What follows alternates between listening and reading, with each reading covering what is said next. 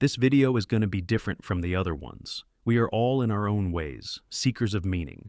Humanity yearns to understand why. Why are we here? What's our purpose? But what happens when the answers don't come? What happens when we find ourselves suffering, not for a grand cause, but for no reason at all? We live in the safest, most comfortable period in human history. And yet, anxiety, depression, and suicide are at record highs. Why do millions push through meaningless pain, hoping to find meaning in the grind? We suffer, but we don't know why. Pushing through pain, but it leads nowhere. This is the crisis of purpose, suffering without meaning. For most of human history, life was simple, but not easy. Your purpose was survival, provide, protect, procreate. There was clarity in the struggle. Pain had a direction. You didn't need therapy or motivation, but today, people suffer without a clear why. Purpose gives suffering meaning. Without purpose, suffering feels like chaos. You experience burnout from jobs you hate, anxiety from social media validation loops, and depression from isolation in a hyper-connected network. Now, suffering is isolated, internalized, and often meaningless. You wake up tired, you check your phone, you drink your coffee, and you chase deadlines. You lift, you grind, you scroll, but deep down, you don't even know why, so you suffer, hoping it will give you a purpose. This is what it means, to suffer without meaning. Yet we tell ourselves this is normal. Most suffering doesn't lead to growth. Most pain doesn't make you stronger. Sometimes suffering is just suffering. Let's also talk about today's optional suffering, the mental state of modern men. Somehow, people believe that they should deliberately struggle, dunking yourself in freezing water, cold showers, taking ice baths and calling it healing, 75-day challenges, gym selling. You bleed in the gym, not to protect your people but to chase a body you still hate. We've seen how much they destroy their bodies just to achieve something.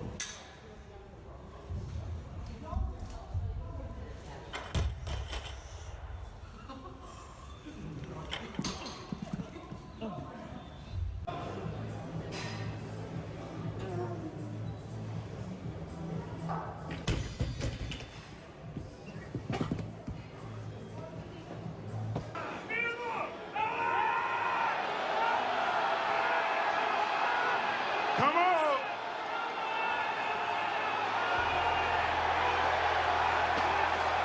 And starvation diets.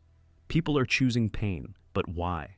Many subconsciously believe if they suffer on their own terms, then they're in control, or the universe will somehow reward them for their pain.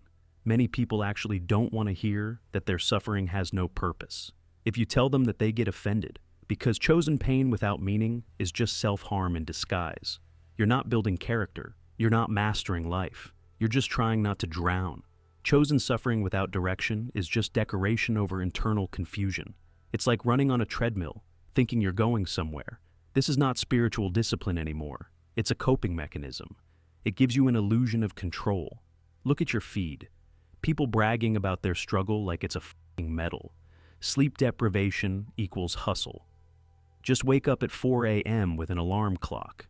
Or disordered eating, then calling it discipline, and emotional shutdown, and calling it stoicism. This is the rise of masochistic control, where pain becomes proof of discipline, and struggle becomes identity. If I suffer on purpose, maybe I'll earn self-respect. We've commodified pain. Suffering is content. We glorify grind culture. Oh, rise at 4 a.m. with an alarm clock and see what will happen. That will completely transform your life. Then you walk around sleep-deprived, delusional, trying to convince yourself how productive you are. Modern culture often sells suffering as self-worth. If I'm in pain, I must be valuable. But that's a dangerous lie. And then there's the uncomfortable truth most people often conveniently don't want to admit. A huge part of your life is shaped by luck. Your birthplace, your genetics, your parents, your first language, the era we live in, your IQ, your passport, and also what you were fed as a child. Chance events, things we don't think much about, have an unusually strong influence in shaping our lives, much more than we realize. Successful people in particular seem more unaware of the influence of chance events than others, and that has policy implications. Some are born into safety, others into war, wealth, or trauma. And then people judge each other, like we all started on the same level. You can do everything right and still fail. You can suffer for years and gain nothing. And that's terrifying, because if suffering isn't guaranteed to lead somewhere, then why endure it? This truth threatens the modern meritocratic illusion that success is purely earned. To admit the role of luck is to admit that some suffering is unjust, unfair, random. So instead, people try to force a story. They create narratives to justify pain. Oh, I failed because I didn't work hard enough. If I hustle harder, I'll escape. But deep down, many know. It's not that simple. And when life breaks you, society says work harder. So you suffer more and still feel like a failure. We hate the idea that hard work doesn't always pay off, that the universe doesn't care about our struggles. So we invent narratives. Everything happens for a reason. God has a plan. Study after study shows luck. Where you're born, who you know, random breaks matter more. Sociologists in the 1940s explained that we don't notice the importance of chance events because they play out in very subtle ways typically. He coined the term hindsight bias. And he illustrated it with a very interesting experiment. He approached subjects and told them that a study had been done in which the aim had been to figure out whether it was men who had grown up on farms or men who had grown up in cities who were more able to adjust to the rigors of military life, which group did better when they were sent into the service. And he explained to the subjects he was interviewing that the study had found that it was men who had grown up on farms who adjusted more readily. The reaction of subjects on hearing that was the one he expected. Well, of course, why would anybody need to do an expensive study to find out that? And the twist, of course, was that there had been a study, and what it found was that it was the men from cities who were much better able to adjust to the rigors of military life. But his point in this exercise was to demonstrate that if you thought you knew the outcome, it would be a simple matter indeed to construct a plausible narrative that would explain why, of course, that had to have been the outcome. Life is complex. Each career, each life entails thousands, maybe tens of thousands of steps. Some of them are the ones we expect. Others are quirky. If any one step is different, all the steps that occur afterwards, which depend on that step, will be subtly different. The person working 3 minimum wage jobs just to survive is suffering.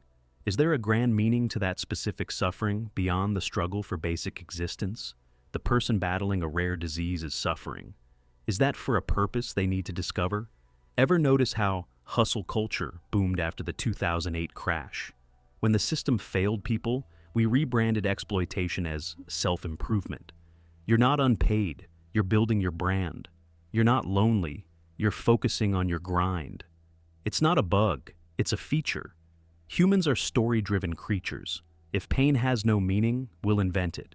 If suffering has no context, we'll manufacture one. Because it's easier to suffer for something, even if it's a lie, than to admit it's for nothing.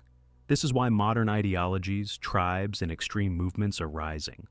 Political extremism, online cults, gym selling and fitness obsessions, spiritual bypassing, religions, and hustle cults, fighting brutal online battles over politics, celebrities, or even fictional characters.